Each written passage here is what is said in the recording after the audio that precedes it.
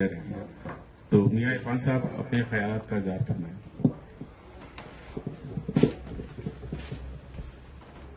औज़ुबिल्लाहिमिनश्शैतानिर्रजीम बिस्मिल्लाहिर्रहमानिर्रहीम। सब दोस्तों अस्सलाम वालेकुम। सर आज का मकसद जिन्हें भी दोस्त आए ने जनाब खासकर एक फैमिली की तरह बैठे ने सर, कोई तारा गुना तो कोई बारसलोने तो, और सारे एक दूजे जानते हैं और सारे एक फैमिली की तरह। सब तो पहले मुबारक दे रहे हैं सर आने वाले पीटीआई के जेडे जनाब नैक्सट सदर जनाब रांझा सुल्तान साहब इंशाअल्लाह कामयाब होंगे। और उन्होंने अज सब तो ज्यादा उन्होंने जी मीटिंग हो रही है उन्होंने पेपर के मसले की मीटिंग सी है, उस मसले के असा अपना पीटी का जो पैनल है ना उन्होंने लॉन्च कर लगे।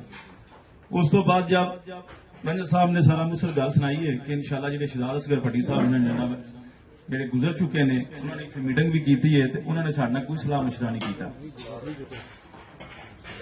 सदारत तो गुजर चुके हैं।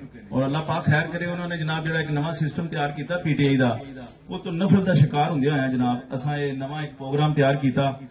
पिछले साल भी किया सी ते जनाब उन्होंने तारा गुना जाके मेरे ख्याल जो ना उन्होंने ब्रेक लगी सी, ते उस ब्रेक में उन्होंने की बोगा साहब नाल लैके गए सी, बुजुर्ग सन इन्हों की रिस्पैक्ट की जोड़ा साडा कल्चर भी है।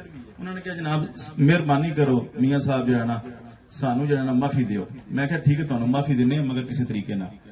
उस तो बाद जनाब एक नाल सबूर साहब सन जिन्होंने कब्जा किया होया है, ठीक है, इन्होंने कब्जे ना असा उथे पाकिस्तान बर्दाश्त किया पार्टियां के उत्ते ना ही इतने करांगे इंशाअल्लाह। पीटीआई ने मैं मोहब्बत करना है और मैनू कोई ना ओहदियां दी लोड़ भी नहीं और जरूरत भी नहीं, ठीक है।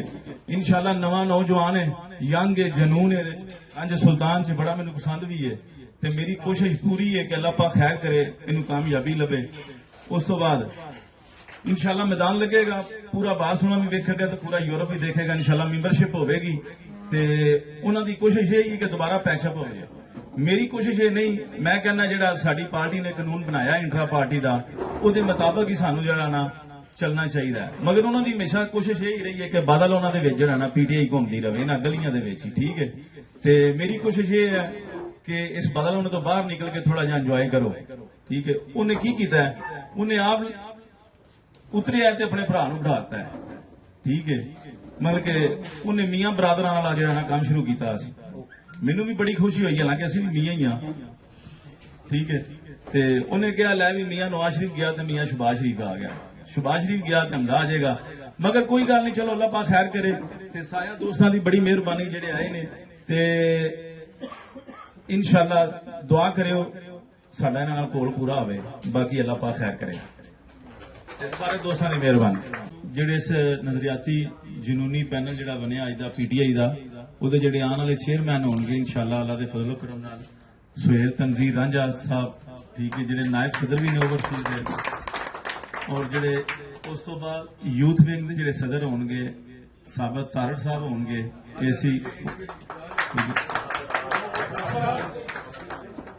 जेड़ा असी बॉडी जी मुंतखब की सी उन्होंने नाम जो तुहानू दोबारा दस देने, ठीक है।